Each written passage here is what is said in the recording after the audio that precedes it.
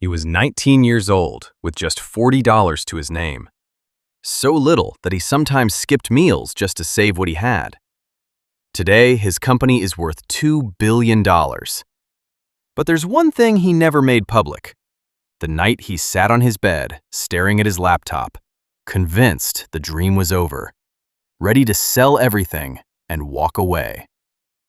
In this video, we're looking at 10 people who climbed from absolute nothing to the very top of their fields. But every single one of them was hiding something the whole way up. Stay until the end, because that hidden thing connects all 10 of them. And once you see it, you'll never look at success the same way again. The first one, let's just call him the garage kid. His parents couldn't afford his college tuition, so college was never really on the table. Instead, he cleared out a corner of the family garage, set up an old, barely functioning laptop, and started building something with nothing but a shaky internet connection and pure stubbornness. His first year, he made just $200, barely enough to cover the electricity bill for that garage. The second year wasn't much better.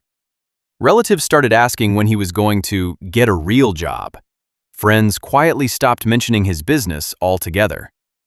But in year 3, one idea, something he'd almost given up on twice, suddenly went viral overnight. He never looked back after that. Today, his company employs thousands of people, and that same garage is preserved almost like a shrine in his office building. The second was a woman who started her business at 45, an age when most people are told to slow down, not speed up. Her first marriage had just collapsed, and she found herself raising 2 kids completely alone, working a job that barely covered rent. People around her said this wasn't the age to gamble on a business, that she should focus on stability, not risk. But late at night, after the kids were asleep, she started testing recipes in her own kitchen, eventually turning one of them into a small food brand she sold at local markets on weekends. It grew slower than anyone expected, taking years before it became profitable. Today, that brand sells nationwide, and she often says the divorce was the worst thing that ever happened to her, and also the reason she finally built something entirely her own. The third one was different from what people expect. He wasn't a college dropout chasing a genius narrative.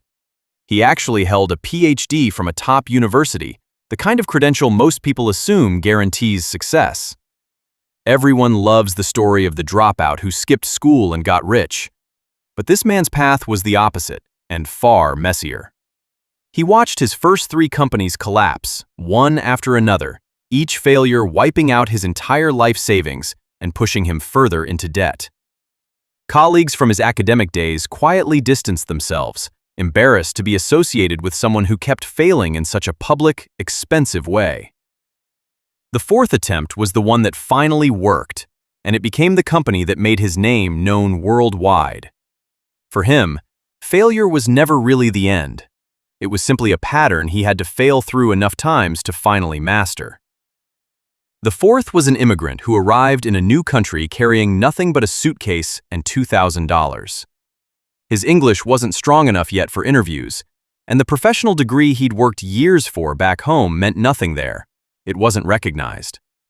So he spent his nights driving delivery routes just to cover rent, and his days slowly building a small online business from a borrowed laptop in a shared apartment. It took him 5 full years before he landed his first major client, 5 years of rejection emails and silence. Today, his company operates across multiple countries, and he still keeps that very first rejection email saved, just to remind himself how close he came to quitting entirely. The fifth one has the sharpest twist of them all.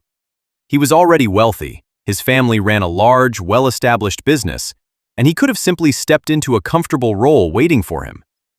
Instead, he walked away from all of it because he couldn't shake the feeling that he was living entirely in his father's shadow, that nothing he ever built would be considered truly his. He started his own company from scratch, refusing to use a single family connection, and for the first 2 years he struggled exactly like anyone else would. Cold emails, rejected pitches, empty bank accounts. People mocked him publicly, calling him a spoiled kid trying to prove a point he didn't need to prove. Today, his company has grown larger than his family's original business ever was. Quiet proof that privilege doesn't guarantee anything on its own. The sixth was a professional athlete whose entire career ended overnight with a single injury at just 24 years old. His whole future, everything he'd trained for since childhood, had been built around that one sport. And suddenly, it was gone, taken away in a moment he never saw coming.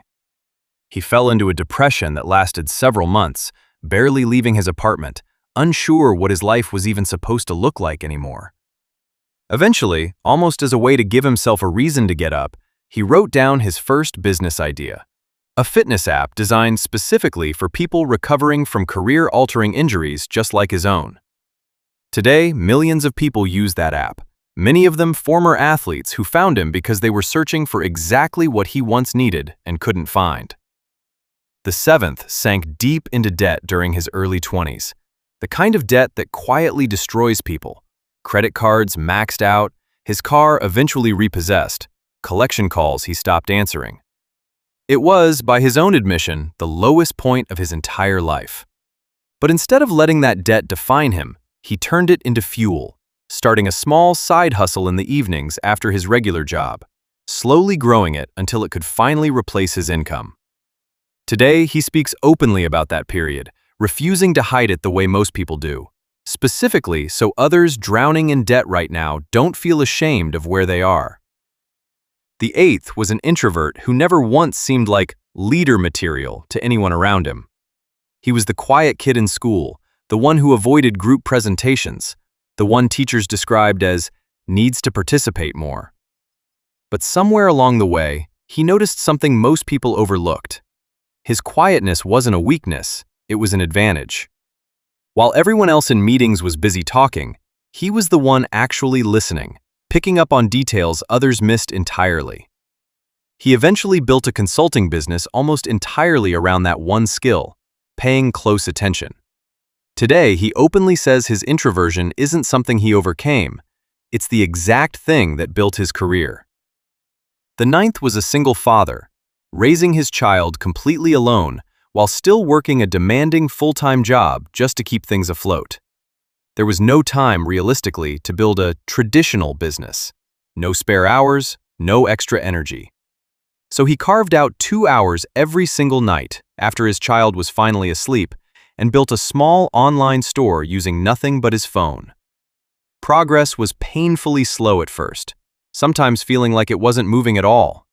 But it kept growing, quietly, in those 2-hour windows, until eventually it became enough to support them both. Today, he works in that same business full-time, with his child now old enough to help him run it. The last one is the oldest person on this entire list. He didn't start his business until he was 60 years old, well after most people retire. People around him assumed it was simply too late, that he should enjoy retirement instead of taking on new risk.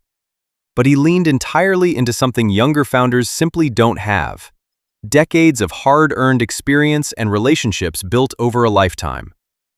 Today, that company has become his legacy, something he'll eventually pass down to his children, built in the years everyone told him were already behind him. Now here's that hidden thing I promised at the start.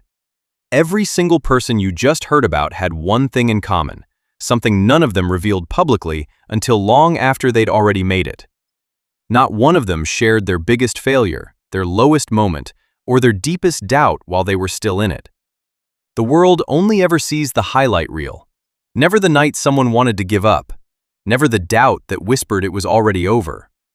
If you're in your own struggle right now, remember this: behind almost every overnight success story is years of an invisible fight that never made it to camera. And the people who finally won weren't the ones who never doubted themselves. They were simply the ones who kept going anyway.